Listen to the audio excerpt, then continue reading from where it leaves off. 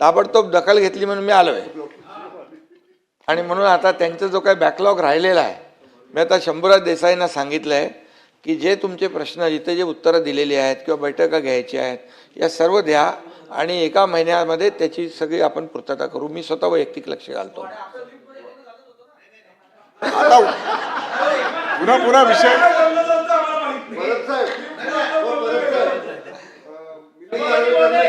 आणि एकच आहे याच्यामध्ये ओ शशिकांतजी, गैरसमज कोणाचा नसावा.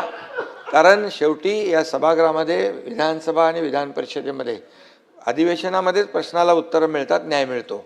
त्यामुळे आणि सभापती सदस्यांची गैरसोय होऊ नये, त्यांच्या प्रश्नाला न्याय मिळावा म्हणून ही तात्पुरती व्यवस्था केलेली आहे. त्यामधून जे काही राहून गेलेलं आहे ते सगळं आपण एका महिन्याच्या आतमध्ये ते हे करू.